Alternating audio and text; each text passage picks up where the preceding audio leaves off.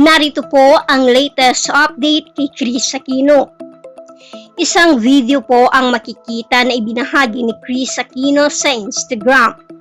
Ang nasabing video ay galing kay Mayor Vilma Caluwag na kung saan ay nandun siya nang iniraos ni Bimbi ang kanyang ika-17th birthday noong April 19, 2024. Makikita rin na nakikipag-usap si Kris Aquino at ipinapakita niya ang kanyang suot na sweater na malagay na "You deserve to be happy".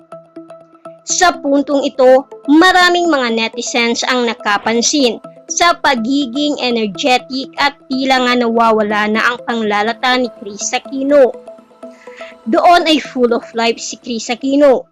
Kaya naman nakadama ng pag-asa ang mga netizens, pati na rin ang mga nagmamahal niyang mga fans na patuloy na gagaling si Kris Aquino sa pamamagitan ng maayos na medication at mga taong patuloy na tumutulong sa kanya para mapadali ang kanyang pagpapagaling. Nandoon ang mga taong patuloy na nagmamahal kay Kris Aquino sa pagkaroon ng maayos na health at makitang muli itong maging aktibo kahit hindi sa showbiz pero sa social media.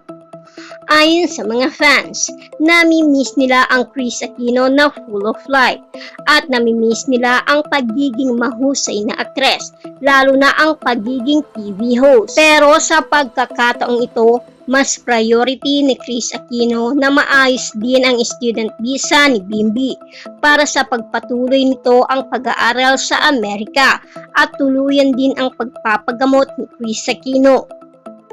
Ayon sa mga fans, mukhang madidelay pa ang pag-uwi ni Kris sa Pilipinas dahil may mga gamot si Kris na wala sa ating bansa.